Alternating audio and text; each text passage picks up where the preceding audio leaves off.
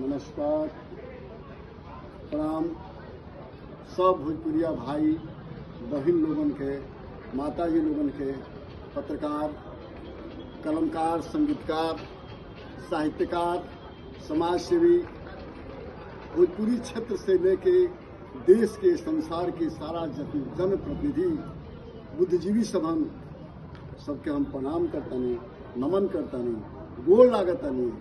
जय राम जी की। आज हम कुशीनगर में महात्मा बुद्ध के धरती पर ये संसार के कौवा के संदेश देवे वाला भगवान बुद्ध के धरती पर आयल बनी। ये माटी के नमन करे के आयल बनी और ये माटी पर हमन के माटी के भाषा, माई के भाषा भोजपुरी के आजाद करे खातिर आयल बनी। महात्मा बुद्ध से, भगवान बुद्ध से हम वंदन करतानी, वहां से आशीर्वाद मांगतानी कि ये महात्मा बुद्ध, हे करुणा के दुनिया में संदेश देवे वाला करुणा मूर्ति,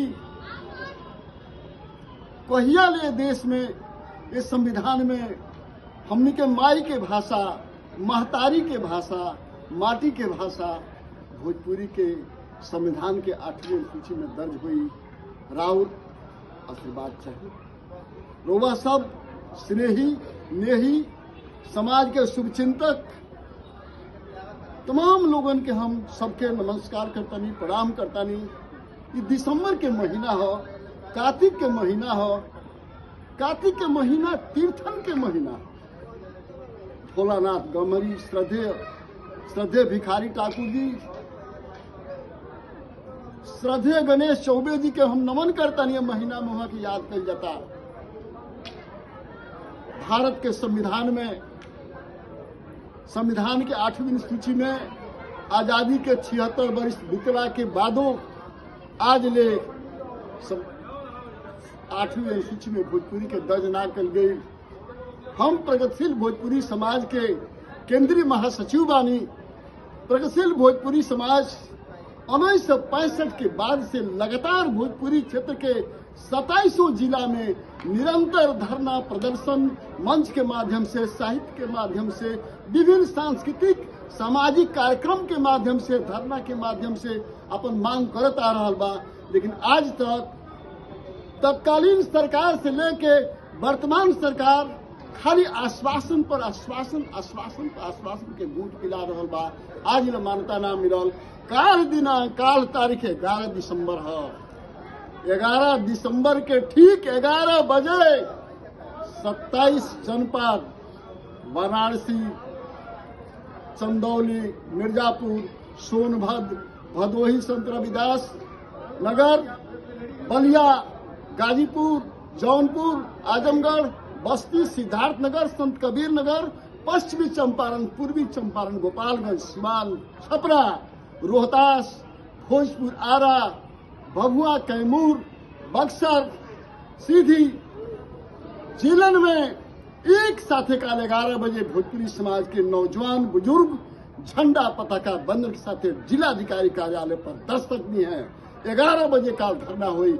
हम जितना लोग भोजपुरी समाज के जौना संगठन के जौना तरह के लोग बा, कलाकार, साहित्यकार, संगीतकार, समाज सेवी, भोजपुरी माटी के दुलरुआ पहरुआ, जे छोट बड़ भाई, भोजपुरी समाज के मजदूर भाई, बुद्धिजीवी भाई, शिक्षक, वकील, न्यायाधीश, जज, सबके हम आग्रह करता नहीं, कर्मचारी, जिलाधिकारी महोदय से भी, जे भोजपुरी के जगह अंदर माटी के बरमा, कमिश्नर, माननीय नेताजी, गृह मंत्री जी, पूर्व गृह मंत्री राजनाथ सिंह जी, रक्षा मंत्री बानी, वहां के भोजपुरी माटी के बानी, ये भोजपुरी माटी के सबके हम नमन करते हुए आग्रह करते नहीं कि रुबा सब कार्य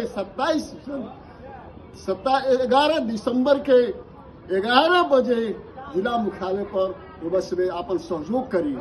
जहां भी बानी, जौना भाषा में बानी, जौना माटी बानी, काल जरूर दस्तक दी, काल आई, धरना में सहयोग करी, धरना के सफल करी और सफल करके सरकार के काम खड़ा करी। अगर 11 दिसंबर के बाद वर्तमान सत्र जो चलता, इस सत्र में लोकसभा में, संसद सत्र में अगर बिल पारित ना भइल तो अगला लड़ाई भोजपुरिया लोग पटना विधानसभा, लखनऊ विधानसभा, दिल्ली के संसद भवन, जंतर मंतर तक लड़ाई हम चल गया।